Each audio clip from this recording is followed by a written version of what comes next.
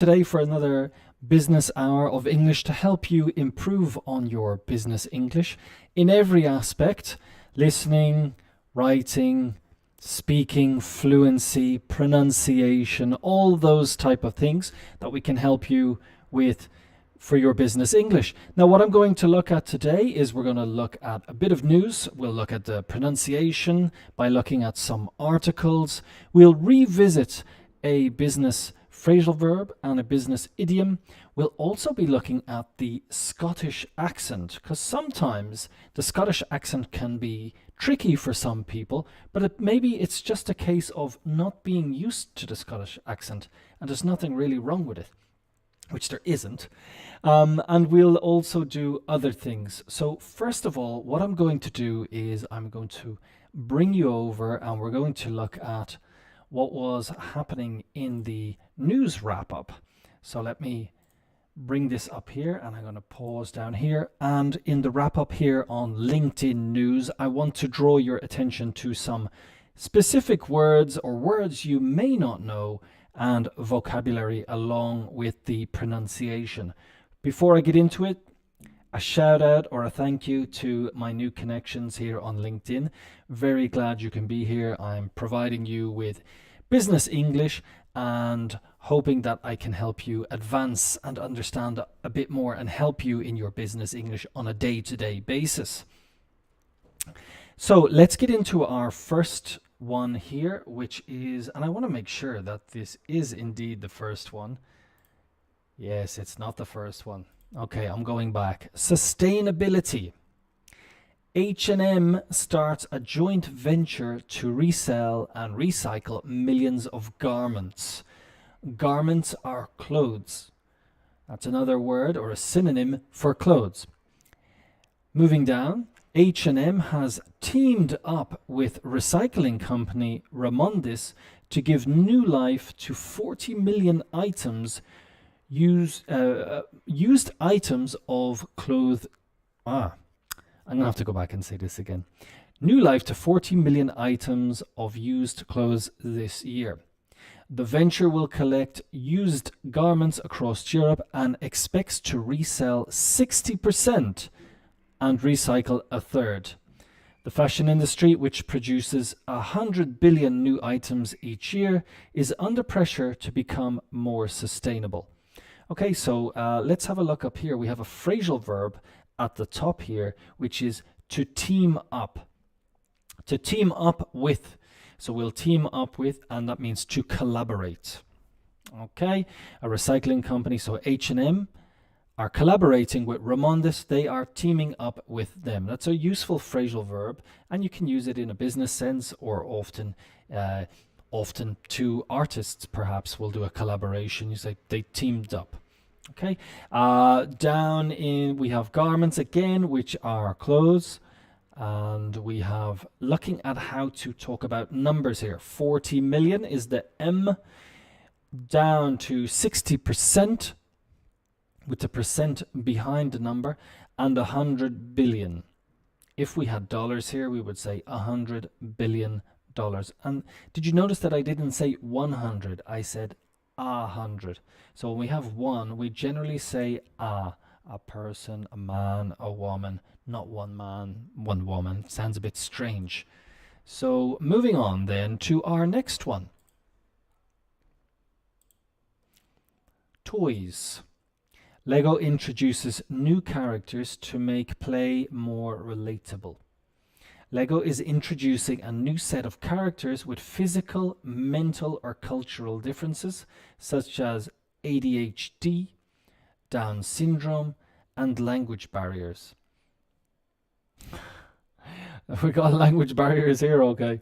Lego's research found that 70% of 6 to 12-year-olds want to see emotions beyond smiley or happy, while more than 90% said it's vital to discuss big emotions and have diverse friends.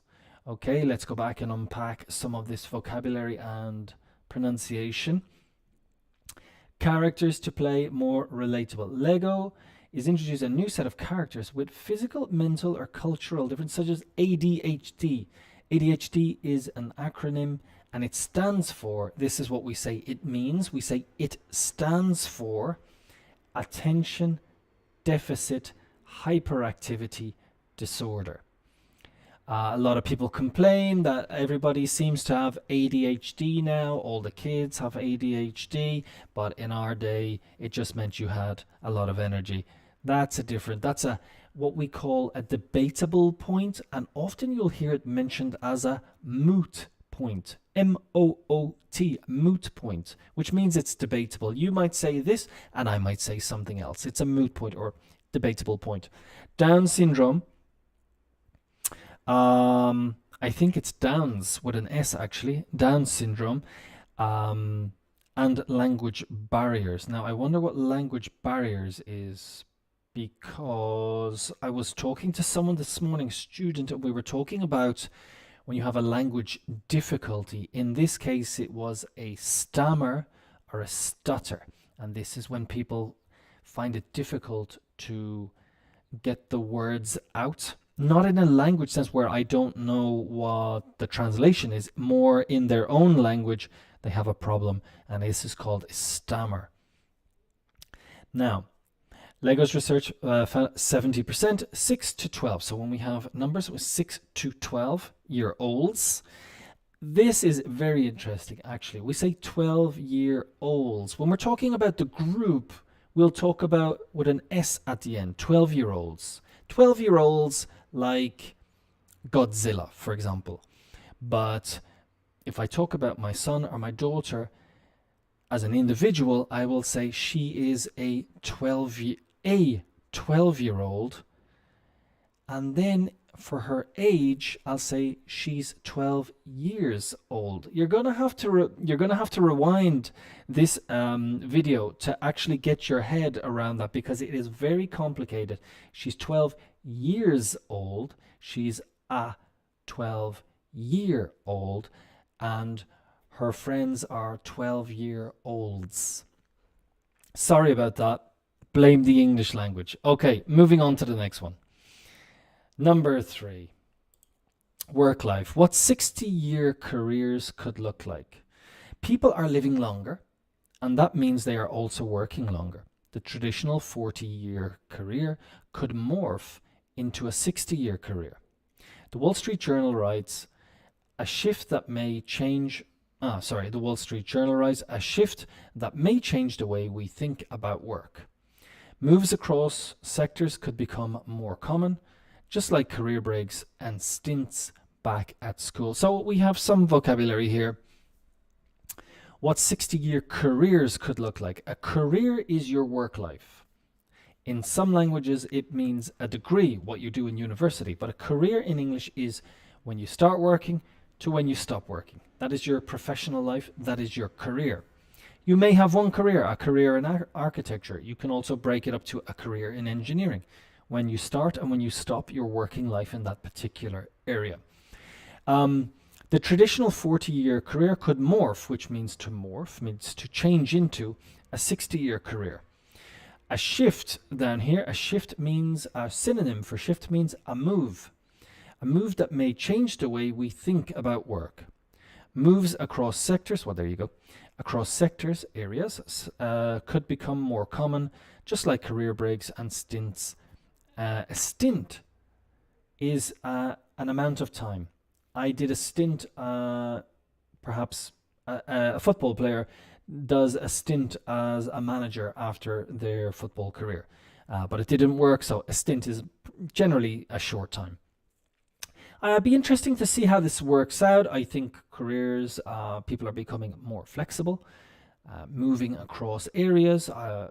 Graphic designer then decides, well, I don't only want to work in graphic design. I'm quite interested in architecture. I'd like to move into that type of career. So that seems to be something that in the past was frowned upon. We say frown, this is a frown. It was something that was not taken seriously. People would often say a jack of all trades, but a master of none. And it was kind of an insult. Whereas nowadays, that expression meant you know a lot of different things, but you're not a master of any. But now it can be seen as a positive to know many different things and use those skills to adapt to your new working environment. On to number 4. Idea of the day. Managers should first of all manage themselves. It's hard to lead others when you're not taking proper care of yourself first. When managing others, don't forget to manage yourself as well, says Elisa Cohn. Manage your time, manage your network, support and insight from outside. Manage your health. Exercise and sleep will give you strength to manage tomorrow. Okay, so if you are a manager, it is very important that you are mentally in the proper, correct state of mind. It's something I've been looking at with my students today, is leadership.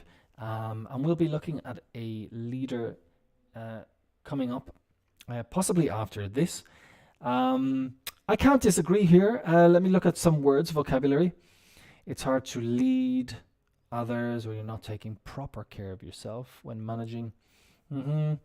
Network, support and insight from outside. Insight is information. Manage your health, exercise and sleep will give you the strength to manage tomorrow. Okay, I agree. I can definitely get behind that. And now we have today's debate. Do you feel like you can bring your whole self to work, all of yourself to work?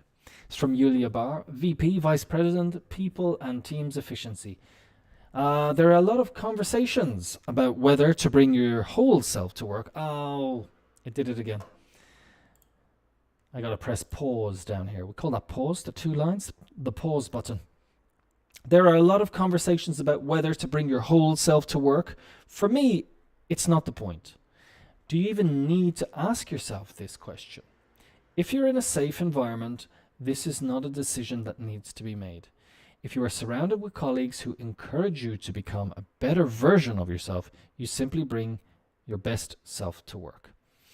Okay, this is something that is new to English. And if we look here in the orange, it says if you are in a safe environment.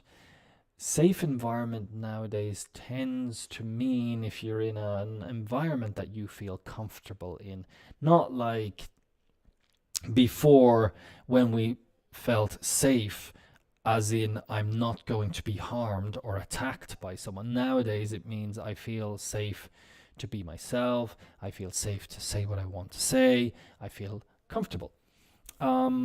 So let's look at this again. Let's revisit. There are a lot of conversations about whether to bring your whole self to work. For me, it's not the point. Do you even need to ask yourself this question? Are you in a safe environment? This is not a decision that needs to be made. If you are surrounded by colleagues who encourage you to become a better version of yourself, you simply bring your best self to work. So if the work environment is great and positive, you will naturally bring your best self to work. Again, hard to argue. You can join the conversation there in LinkedIn to see if you have any comments to add your opinion. And we're going to move across now to our phrasal verb. Okay, and I'll just double check that we are there. Over here, our phrasal verb is to point out. I brought this to the attention of people last week, and we'll just go over it again. Maybe revisit, go over. Phrasal verb, point out, is a phrasal verb that means to indicate something. So I'm pointing out, oh, look at that. Oh, I'm pointing. Or figuratively, to make people think about something. So let's look at some examples over here. And I want to first, yes, I am indeed in the way. So I'm going to just make myself a bit smaller down here. Okay. Can you point out the mistakes in this report? So can you show me where the mistakes are in this report? Number 2, she pointed out the interesting sights as they drove through the city. So that is physically pointing out, oh, look at that. That over there is the school that I was in when I was younger, and that over there is the first place I worked. I'm pointing out physically. The teacher pointed out the key points in the lesson. The teacher can either say these things or point them out physically behind the teacher. But you can also point out and say, number 1, the most important point of leadership is, and I can say them. and I'm drawing your attention to this. And then finally, he pointed out that they were running late for the meeting. So he pointed out, right, guys, just to remind you, we're running late for the meeting. He pointed out. So it can be physically or figuratively. Now I'm going to go on and we're going to look at our human resources question, which is, can you tell me about a favorite boss that you've had and what made them a great leader? So if you're new to watching me, sometimes what I've been doing lately is looking at some human resources questions that can come up in typical interview questions. And this one is, tell me about a favorite boss you had and what made them a great leader. Often when we don't know if it's a man or a woman, we'll refer to them as them. So let's unpack this one. One of my favorite bosses was Jane, who I worked with at ABC Company. She was an amazing leader because she was always approachable and willing to listen to her team.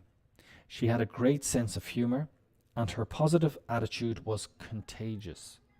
She made sure to give credit where credit was due, and she never hesitated to offer help or support when needed. She also provided clear direction and expectations, but still allowed for flexibility and creativity within the team. Overall, she created a work environment that was enjoyable and productive, and I learned a lot from her.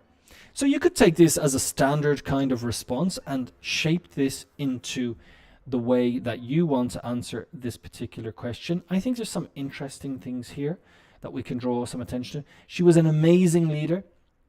Always speak well of your ex-boss, and if you don't want to, you don't always have to speak well of them, but don't speak badly of them, because she always approachable. That approachable means not that she is coming to you, but she is open to you going to her. She has that. You get the feeling, or it is a fact, that you can always go and talk to her in this case. And willing means wanting to listen to her team. She had a great sense of humor. She was funny. She was likable. She was perhaps charming. And her positive attitude was contagious. So her positive attitude then in turn affected all of the team. She made sure to give credit where credit was due. This is an expression in English, credit where credit's due, which is if you did well on something, she would say, we'll just use my name, James, well done for sticking with the client and offering them alternatives. You did really well there. She's giving me credit because I deserve it. So credit where credit is due, credit where it is deserved. And she never hesitated to offer help or support when needed. Okay, so she is, we could say she's compassionate. She also provided clear direction and expectations. She was communicative. She said what she wanted, and she was organized and she was communicative. This is what I want, and this is how we shall do it. And she allowed for flexibility and creativity within the team. So she trusted you to work on your own, but also being open whenever you have any issues, problems that you need. Overall, she created a work environment that was enjoyable and productive, and I learned a lot from her. So good leaders can then in turn create positive work environment and make you more productive. And then you can ask for a 4-day week. That's a topic for another day, 4-day week. But I've been talking a lot about leadership with my students this week.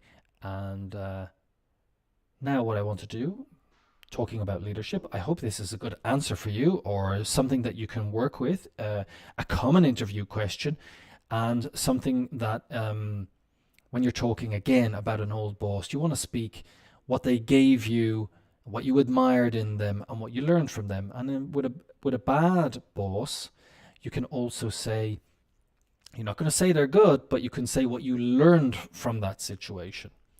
So I'm going to bring you over now to someone who has been a leader.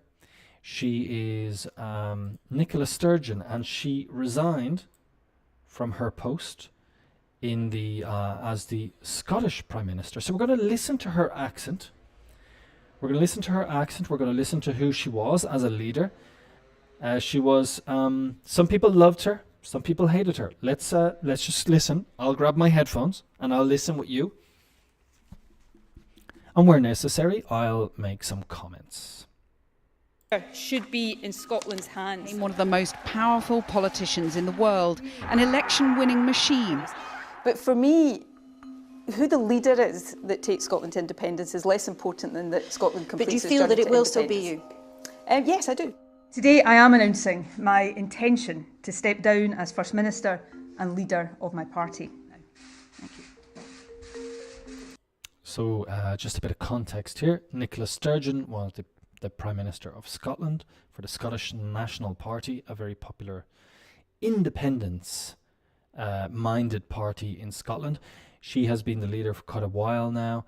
What we're focusing on here as well is listening to her accent, which is distinctly Scottish. I'm not saying it's difficult, but it's when you hear it as an English speaker, you go, that's a Scottish accent. So she has stepped down, or she has resigned. Let's again listen again.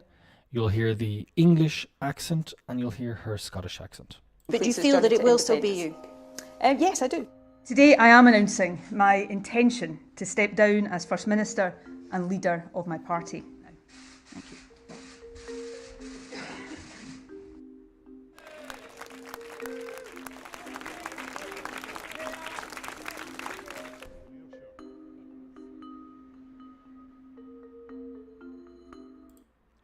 Interesting point here is she quickly rose through the ranks. This is a good business expression, which means she was climbing the ladder. So she started at a low level and she rose. The verb here is to rise, like bread in an oven. It rises.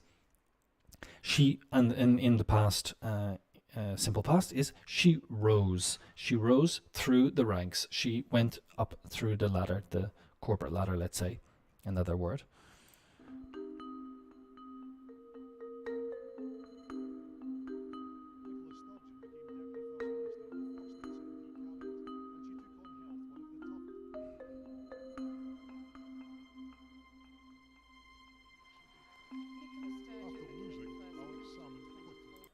Okay, pro-independence, they had a referendum, which is a vote, in Scotland in 2014. The vote for independence, it was rejected. And of course, if you are the minister at the time, Mr. Salmond, he resigned and she succeeded him. To succeed is to come in when that person resigns. It's the next person to come in. To become the leader of the party that I joined as a teenager is the biggest privilege of my life.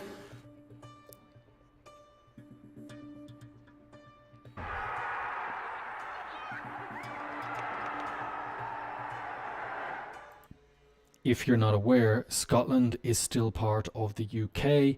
Their parliament sits in Westminster in England. And as you can see, they won a large majority for the Scottish area.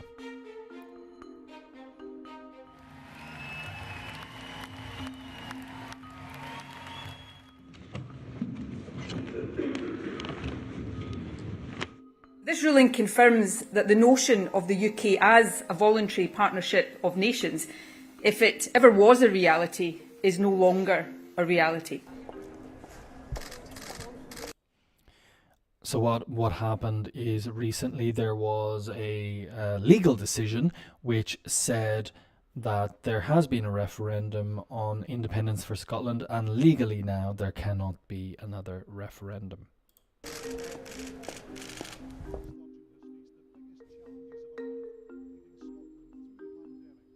I don't know what stay alert means. Stay at home except for X, Y and Z is a clear message, and it's one that I think allows you to make the judgment.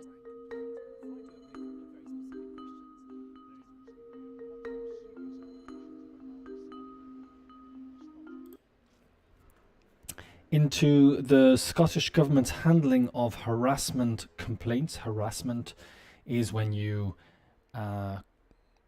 are perhaps sending emails to people or calling people, annoying them constantly, and they don't want it. It is in court, it would be called harassment. Often you can have this in the workplace, colleagues harassing you, your boss is harassing you. It's unnecessary. It's unnecessary, and that is harassment. As First Minister... I'm sorry, just bringing you back as well. To here, the word predecessor means the person before her. So that would be Alex Salmond. As First Minister, I refuse to follow the age-old pattern of allowing a powerful man to use his status and connections to get what he wants. I believe I acted properly and appropriately, and that overall I made the best judgments I could.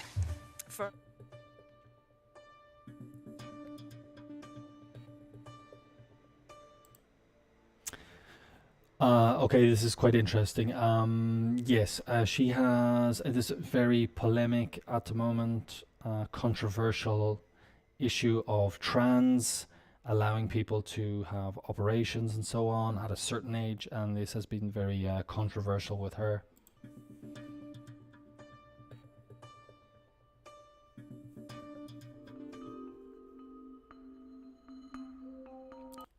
So the situation of the trans is basically where somebody can, let's say in this case what happened was amid controversy over the placing of a transgender rapist in a woman's prison. So what happened is you get a guy who is a big guy, and he was a rapist.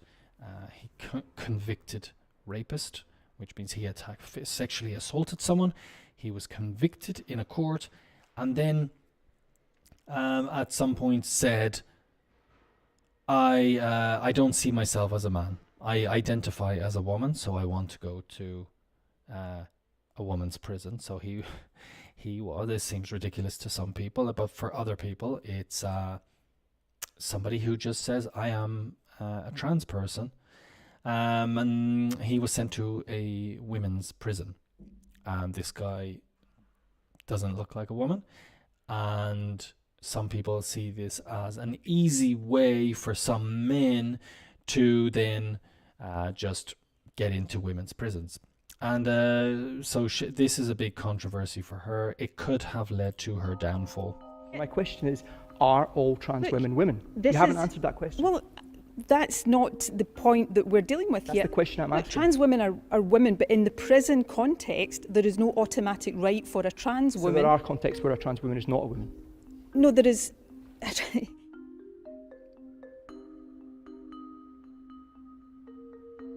Being your First Minister has been the privilege of my life. Nothing, absolutely nothing I do in future will ever come anywhere close. And that's from The Guardian. So it's really quite, it's quite interesting. She was a successful leader. She was what she did during the pandemic was seen as quite. I would say, as you can see, she saw a lot of prime ministers come and go in England, and she stayed for a long time. I think maybe her time ran out. She's been there for a long time. She ran on the idea of a referendum in Scotland that we want to leave, and then when the court result came that no, you cannot have a second referendum, and then it just seems quite difficult. We say her position is untenable, which means she can no longer stay in this position. It just doesn't make sense.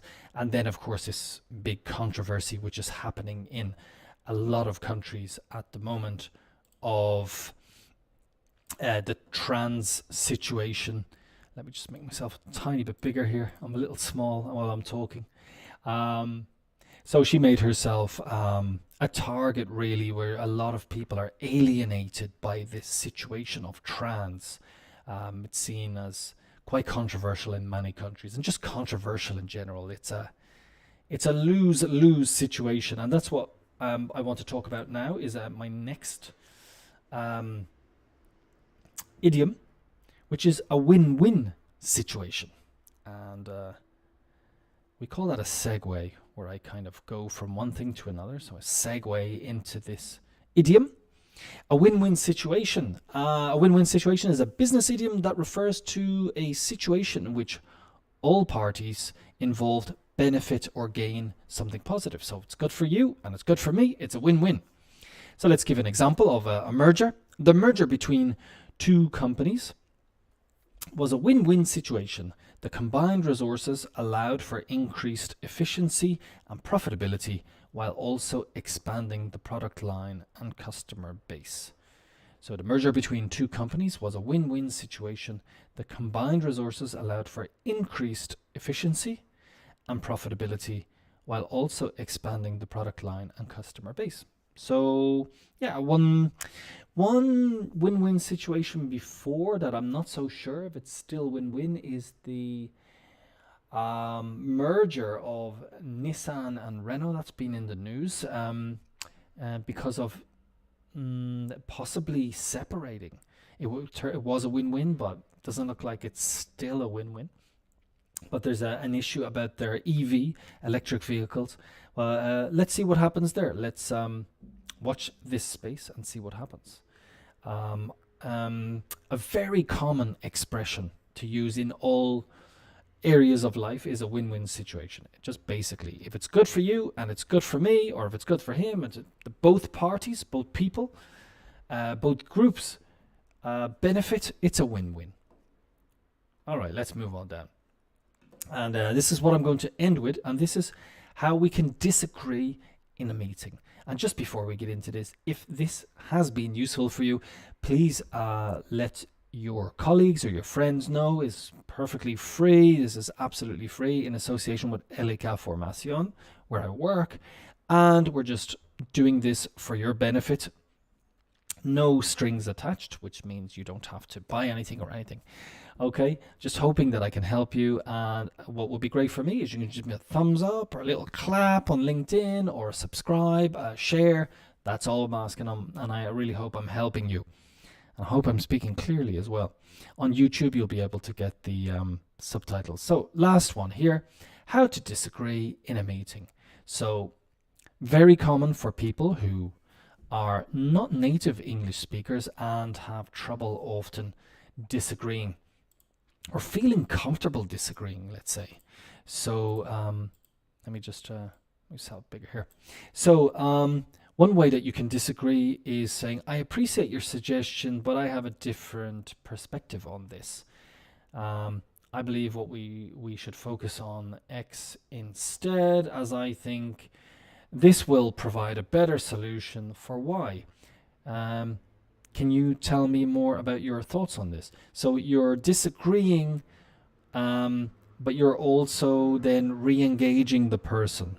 Okay, you're not completely embarrassing them. You are then re-engaging them by asking them about their thoughts. So I appreciate your suggestion, but I have a different perspective on this. You'll often hear, it's very common for when people disagree with you and they give you a reason or they say something. Another way you can say is, I appreciate that, or I appreciate your suggestion, or I appreciate your point, but it's generally always followed by a but. And that means, thanks for that, however, and it's very common and it's quite good to use and it sounds nice.